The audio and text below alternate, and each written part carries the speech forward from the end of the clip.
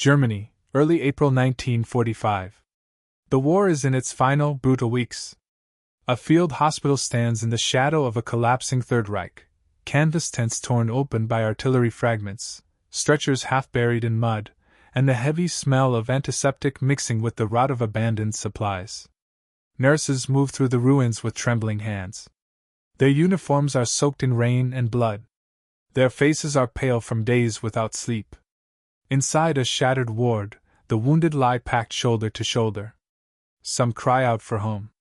Others can no longer speak. Shells echo in the distance as the American advance rolls closer, clearing the last pockets of resistance surrounding the Ruhr. Among the German staff, fear is no longer about the front. It is about what comes next. They had believed surrender meant safety. But starvation, disease, and the unbearable sight of their patients dying slowly had crushed that belief.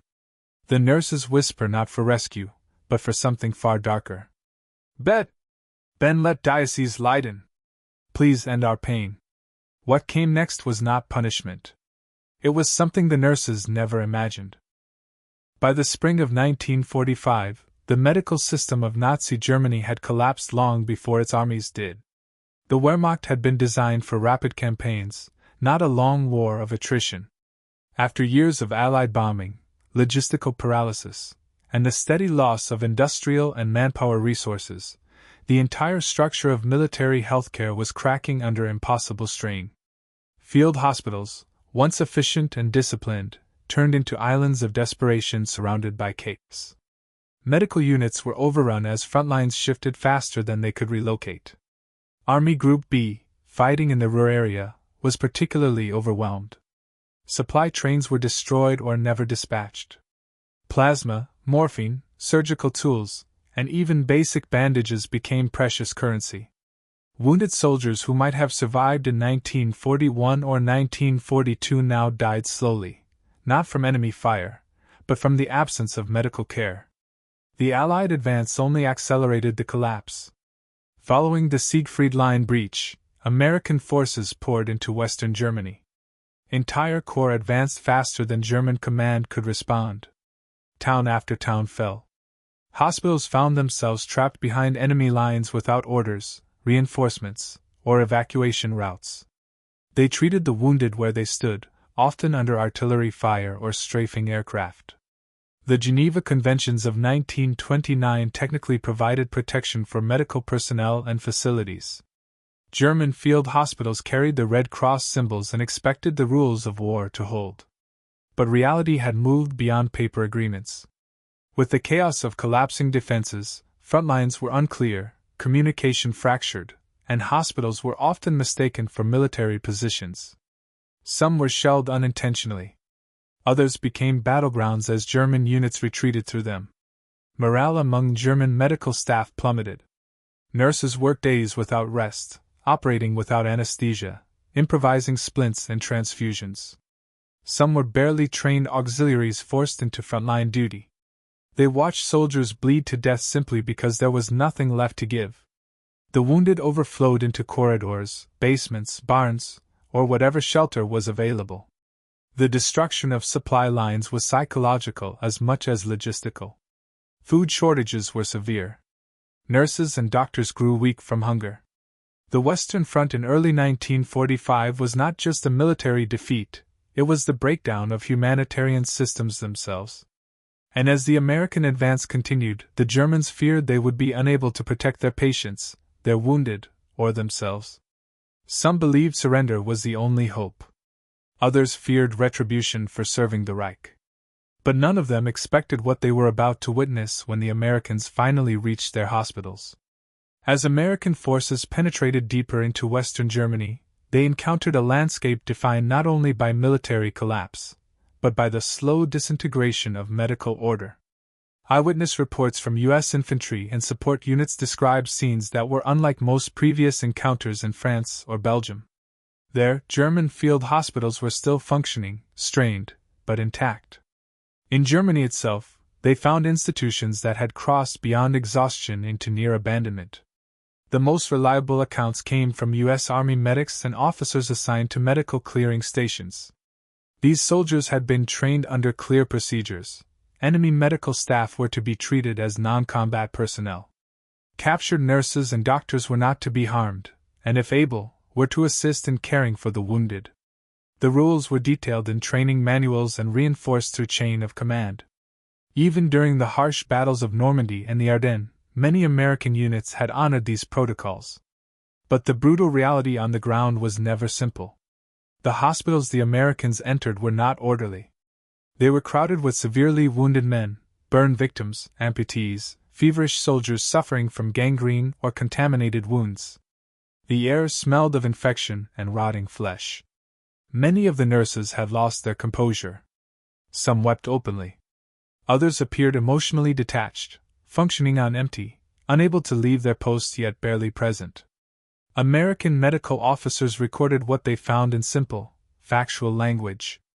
They described German nurses who were physically emaciated and deeply sleep-deprived. They treated them not as threats, but as colleagues whose world had collapsed. The standard operating procedure was clear: hospitals were to be secured, patients stabilized, and medical staff relieved or integrated into care efforts depending on immediate conditions. However, the protocols could not anticipate what they saw.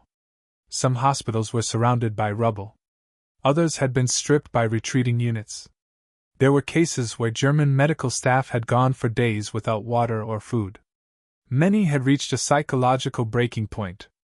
In these conditions, the line between military law and human necessity began to blur. American personnel had to make decisions that were not taught in manuals, decisions that involved compassion, authority, and the immediate prevention of further suffering. Medical ethics became an unspoken battlefield. The Americans came not as conquerors, but as witnesses to a humanitarian disaster. What shocked them most was not the destruction itself, but the state of those attempting to fight it. The German nurses, overwhelmed and defeated, had begun to ask questions no military regulation had ever prepared them for. The moment would come when they spoke their plea directly, and the Americans realized this encounter was unlike any they had faced before. For German nurses in 1945, the fight was not against an enemy army but against time, exhaustion, and despair. These were women trained to save lives, not watch them slip away. Many had served since the early campaigns, when the Wehrmacht still possessed the resources of a modern army. By 1945, those days were gone. Most nurses were barely in their 20s, facing workloads far beyond human endurance. They treated the same patients again and again, not because they improved, but because nothing changed. Starvation was a constant enemy. As supply lines failed, rations were cut to near starvation levels. Sleep became rare, sometimes only minutes at a time between emergency procedures. The psychological toll was visible in every motion: shaking hands, slow speech, and an emotional numbness that came from witnessing too much suffering. Patients begged for water, food, or morphine, and the nurses knew they had nothing left to offer. In these moments, the human limit revealed itself.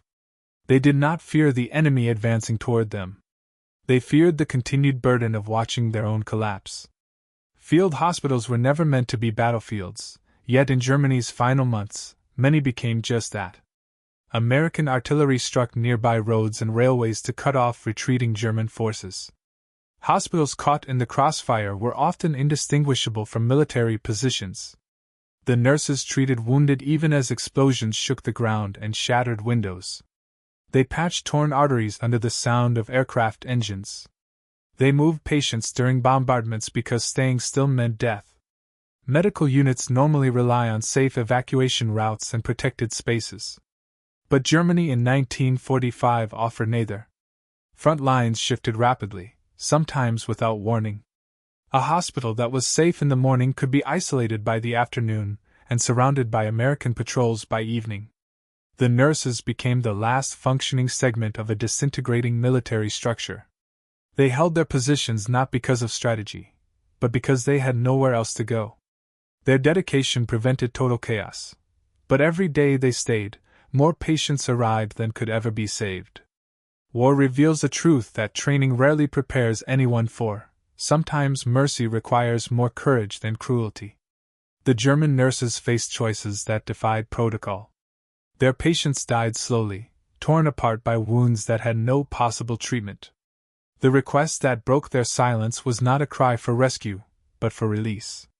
They whispered for the suffering to end, not just for the wounded, but for themselves. This plea raised a question heavier than any weapon: what does mercy mean on a battlefield? The Geneva Convention demanded protection of medical staff. Military law forbade any form of euthanasia. Yet the nurses found themselves at the point where the greatest fear was not death, but the continuation of agony.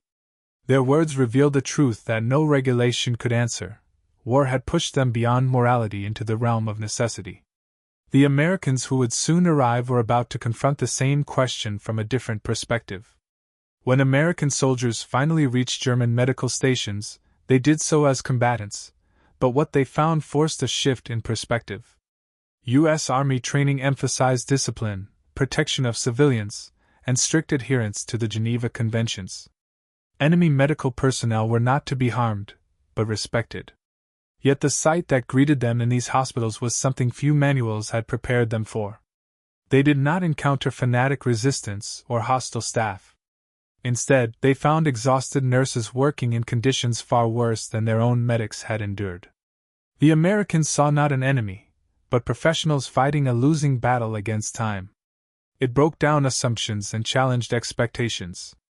The war had turned these encounters into unlikely moments of shared humanity. American soldiers, many of whom had marched across Normandy and the Ardennes, were suddenly confronted with the realization that the enemy was suffering just as deeply. American medical officers had a guiding principle: save lives where possible, prevent further casualty where necessary. The rules were clear, but war never is. They faced decisions that blurred the line between duty and compassion. Should they prioritize wounded Americans first? Should they treat German patients or secure the area from combat threats? Should they allow German nurses to continue treating their own wounded or relieve them immediately? The greatest ethical challenge came when nurses asked for the suffering to end. U.S. Army physicians understood the weight of that request. It was not an admission of defeat, but a recognition that the situation had moved beyond recovery.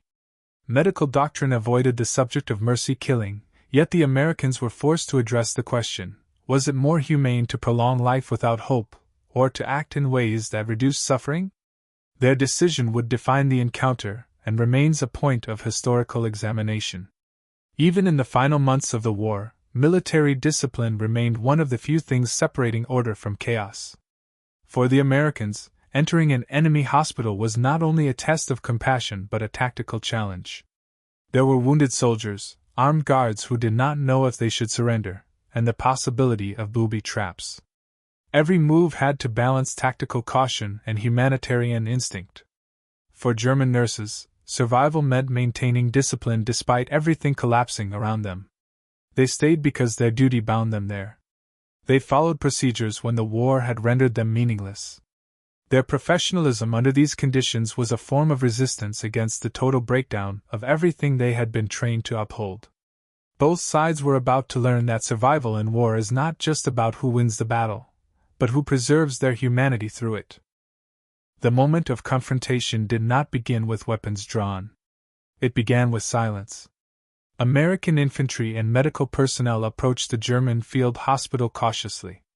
The outer grounds were scattered with stretchers and improvised shelters, signs that the location had been overwhelmed for days. The Red Cross markings were faded but still visible. The Americans advanced with rifles lowered, not out of naivety, but because they knew they were approaching a humanitarian zone. Inside, the scene was stark. The wounded lay packed so tightly that there was almost no space to walk. German nurses moved through the corridors in slow, mechanical motions. Their uniforms were stained and their faces drawn with extreme fatigue. For a moment neither side spoke. They looked at each other across the ruins of a war that neither had the strength to continue. When the German chief nurse finally stepped forward, she did so not with hostility but with resignation. She explained the situation in short, halting words: no water, no medicine, no food. The wounded were dying, not from their injuries alone, but from abandonment. She identified the most critical cases and those who had already passed away without attention. Her voice did not carry fear. It carried the tone of someone who had already accepted a truth that could no longer be avoided. The American medics listened as she described how long they had been without supplies. The nurses had worked for days beyond human endurance. They cared for soldiers who cried out for relief, yet they had nothing left to give. Some of the patients were beyond treatment, and the nurses had been forced to watch them suffer in silence. And then came the words that defined the climax, not shouted, not demanded, but spoken with the heavy calm of those who had passed through despair into acceptance. The nurses asked the Americans to stop the suffering. They asked, not for victory or mercy from an enemy, but for the pain of the wounded and themselves to end. It was not a request rooted in fear, it was rooted in humanitarian exhaustion. For the Americans, this request carried a weight no manual could answer. They had seen surrender before. They had seen soldiers offer weapons or plead for their lives. But they had never encountered nurses who did not ask for protection or safety, but instead asked for an end to the torment around them. The American officers understood immediately that this was not a moment of combat. It was a crossroads, one that tested every rule of war, every line of medical ethics, and every instinct of survival.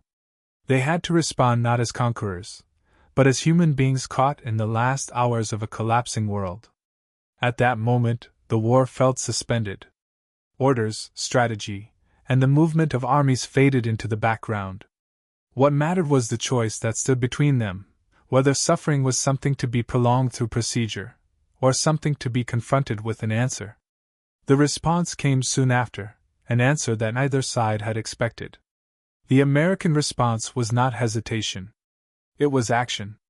U.S. Army medical officers stepped forward and immediately assumed command of the scene. The first order issued was clear and professional: establish triage.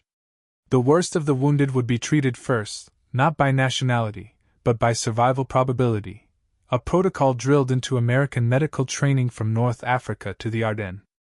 The nurses watched in disbelief as Americans unpacked their medical kits: morphine, sulfa powder, plasma units, antiseptic supplies they had not seen in weeks. The Americans did not speak of surrender or punishment. They spoke of patients, injuries, and priorities. A platoon secured the perimeter while combat medics moved among the wounded. The decisive answer to the nurses' whispered plea came not as mercy killing, but through a humanitarian order. No one dies alone. No one dies without care. The American medics stabilized amputees, cleaned infected wounds, and administered the first real medical treatment these soldiers had received since the front collapsed. They instructed the German nurses to rest and rotate shifts. Some refused; they were too wired to stop, but others collapsed into chairs or onto the floor, their bodies finally giving in. When one of the nurses repeated her plea for the suffering to end, the senior American physician answered in simple, factual terms: the war might have no mercy, but medicine did. They would not take life. They would preserve it where possible, ease pain where it was unavoidable, and transfer the dying to comfort stations where they would be monitored and sedated. It was not a rejection of the nurses' desperation. It was a different interpretation of mercy.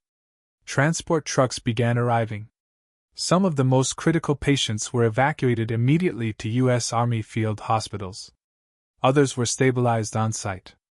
American radio operators requested additional medical supplies and more personnel. The hospital transformed from a place of waiting into a place of movement and procedure. For the nurses, the shock was profound. They had expected judgment, or a cold adherence to rules of occupation.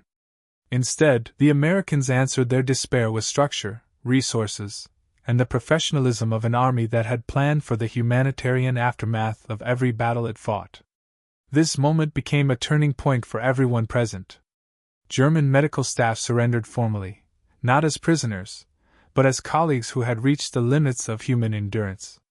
American soldiers, who hours before were fighting German resistance in the same region, now worked shoulder to shoulder with those they had been ordered to defeat.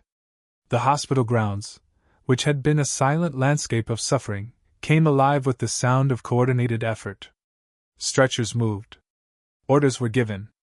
Water and food were distributed. Pain relief was administered. The nurses had asked for an end to suffering. The Americans answered not by allowing death, but by refusing to let despair dictate the outcome. It was the moment the war's brutality paused, replaced by a brief and unexpected return to humanity. From this point forward, the consequences of that response would ripple far beyond that ruined field hospital. The field hospital was no longer an isolated island of collapse. Within hours of the American arrival, it became part of a deliberate process that the U.S. Army had refined through months of advancing across Western Europe: stabilization, evacuation, and medical integration. These steps were normally applied to Allied casualties. In Germany, for the first time on a large scale, they were applied to enemy wounded and the medical staff responsible for them. Evacuation began the same night. American trucks and ambulances collected those with the highest chance of survival. The dead were recorded and set aside with respect. The most severely wounded were marked for immediate transfer to U.S. medical facilities. German nurses, after days without treatment supplies, saw stretchers move out under guard, accompanied by trained medics and Red Cross personnel. The transition from chaos to system gave them a brief glimpse of order they had almost forgotten. American reports documented the condition of the captured hospitals. Intelligence summaries described shortages of medicine and food as the primary killers, not gunfire or artillery. Army medical officers logged each patient, the state of their wounds, and the condition of the staff. These records would later be used as reference material in post-war assessments of humanitarian impact and the state of the collapsing German infrastructure. The hospital itself was converted into a temporary POW medical facility. Under international law, the nurses and doctors were classified as protected personnel. They were not forced into punishment labor or confinement. Instead, many were assigned roles assisting American medics. Their experience was needed. They continued their work, but now with access to supplies they had not seen since early in the war.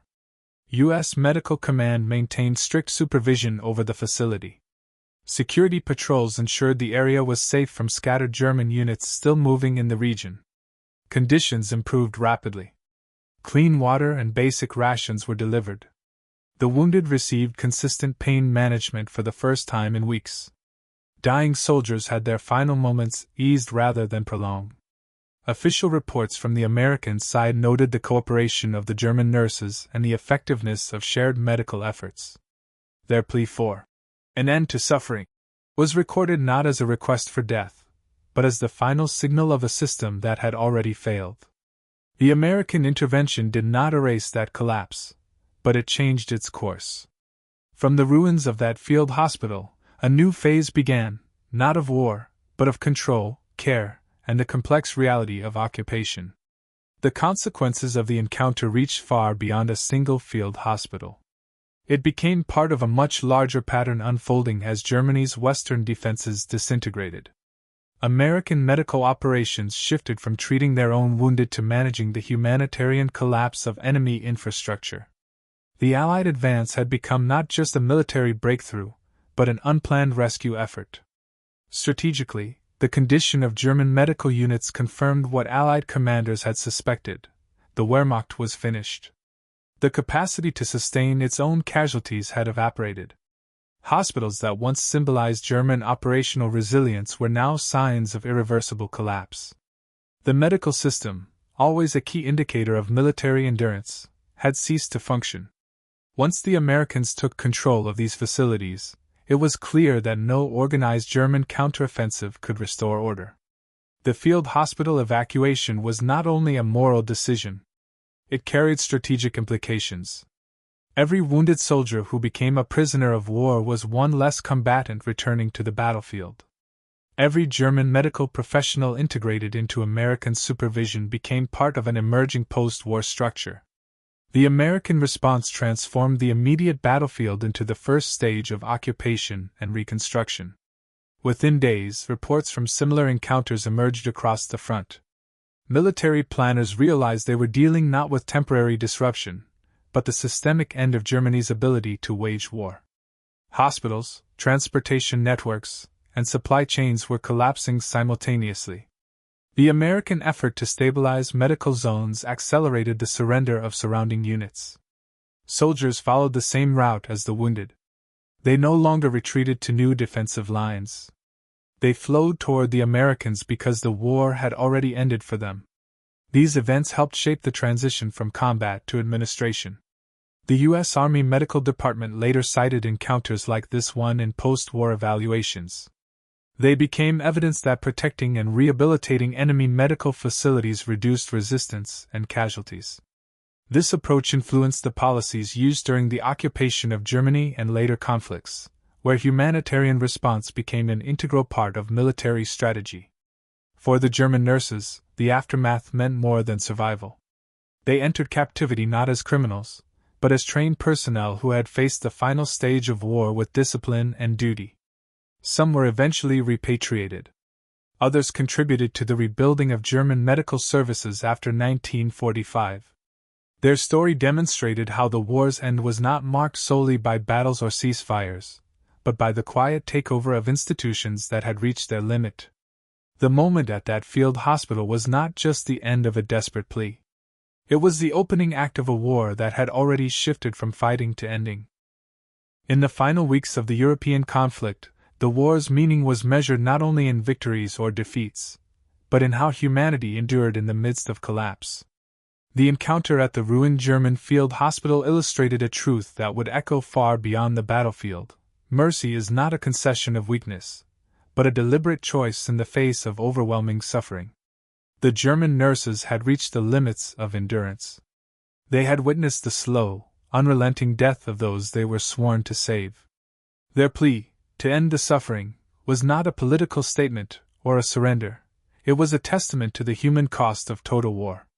The American response, governed by law, training, and moral clarity, transformed despair into action without crossing the line into execution. They preserved life where possible and eased suffering where it could not be prevented. This moment underscores the paradox of war. Even as armies destroy, there remains a space for compassion. It demonstrates that discipline and ethics, when applied with courage, can coexist with strategy and victory. The Americans' decision did not alter the course of the war militarily, but it shaped the moral and humanitarian legacy that followed.